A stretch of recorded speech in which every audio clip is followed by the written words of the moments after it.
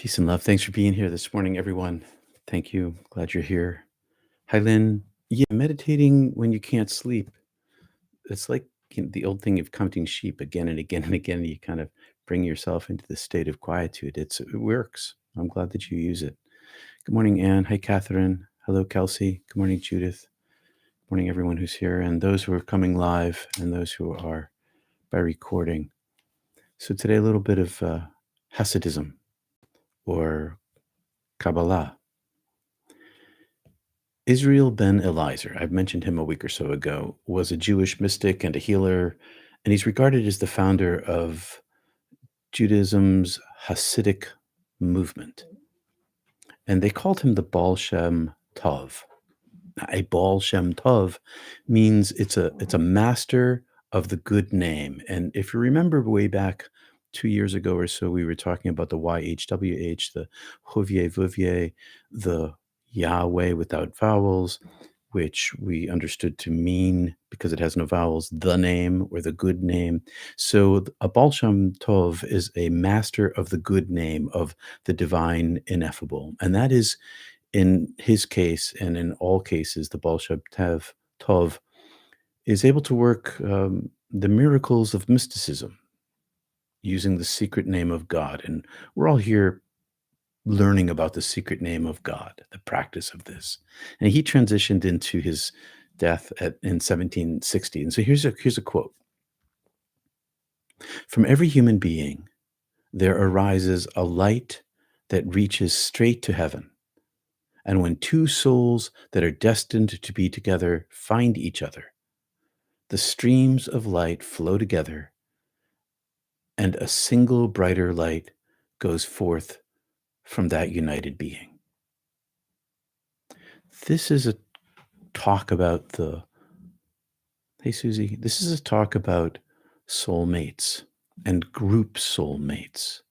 Now, every person has an intrinsic divine spark or inner light. I saw this in my first near-death experience, the light, and I see this inside of everyone I meet, the light at the core of our being. It's intrinsic, it's natural, what's what makes us be. Well, this light or soul is the constant connection with the divine, always there, whether we know it or not. In mystical experiences, certain souls are spiritually aligned or predestined to meet. I have a person who was in my life who was like this for me, and maybe the soulmates, these kindred spirits, maybe we have this deep karmic connection, but our union isn't random, but it seems to be part of this divine plan or destiny. But in each lifetime, and I had this person in previous lifetimes, each lifetime we may or may not choose to be together. In this case, we've chosen not to be together in this life. And whether it's the divine plan or destiny, it's our choice to accept or reject, because we always have free will. Now, when these two souls come together, their lights merge energetically. And this is true with soulmates, individuals, but it's also true, for example, every time we experience the shared light, the prana, the shakti, the I am, and multiplication in our meditative gatherings. And I'm sure we're going to experience something similar at our retreat this weekend. When lights gather together, they multiply each other, group soulmates. Now, this profound spiritual harmony and our connection to each other transcends our individual selves, creating this energy that's greater than the sum of our parts. This union results in our experience of heightened spiritual presence, the extra tingle we feel when we're together. And it's symbolized by the word light. This combined light is a more profound and powerful manifestation than our individual divine energy in combination, in multiplication. And as these two or more souls elevate one another in this harmony, we fulfill a tremendous spiritual potential. So in essence, the Baal Shem Tov illustrates the mystical understanding of what happens when two or more souls come together in love or spiritual energetic unity. Our combined energy together magnifies the divine light which we project into the world. And not when I say project, I don't mean what I mean is passive projection of the light into the world, and also active through our actions. And it's a vision, it's an understanding, it's an experience of this transformative power with the true connection of unity at our soul level, where the union is not just emotional or physical, but profoundly and essentially, experientially spiritual, creating for us a more rapid spiritual growth. And the funny thing is, of course, Jesus talked about the same thing. It's not just the Baal Shem Tov or Jesus. It's a human experience that happens with soulmates and happens with group soulmates, collectives of energetic collectives. And you can join us if you wish to live on Tuesdays for our Kriya Yoga group, which means Kriya Yoga means working for union. And it's on Zoom, and you can find details at www.peterpanagore.love. Thanks for being here. I hope that's helpful to you. Good morning. Hey, Kristen. I totally get the running late thing. I'm story of my life, especially in the morning. All right. So let's just do a little bit of meditation practice today. Nothing fancy. Use whatever practice that you have. If you're a chanter, use your chant inside your head. If you're doing Om Japa, do that. If you're using more advanced techniques that we talk about in our Kriya class, use those, whatever you want. I'm going to begin because I need a little bit of calming down after my rush this morning.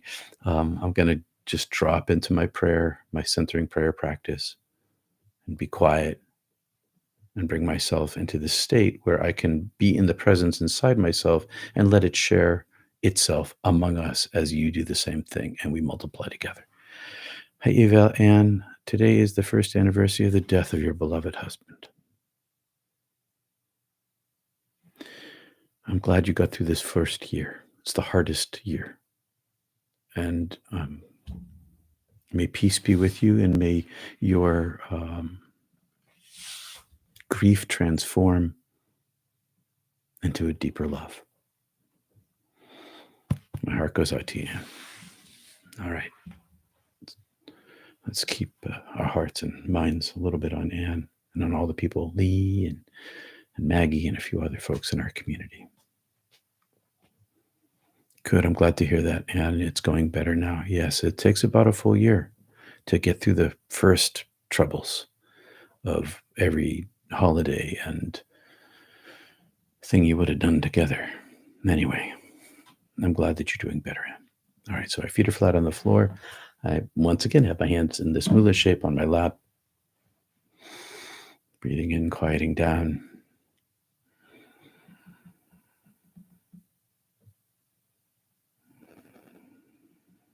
Where two or three are gathered, the I am is there.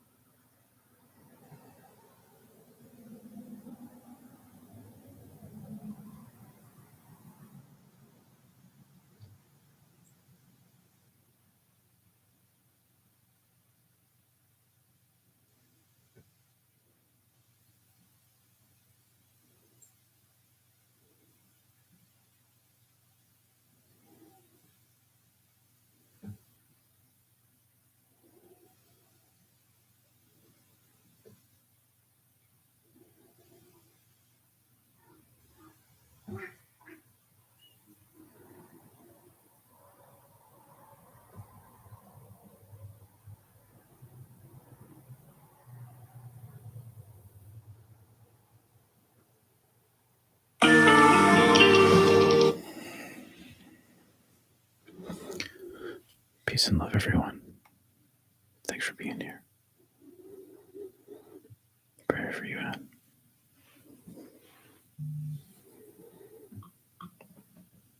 Thanks for your support. Hey, Alex. I'm glad you're back, Cal Extra.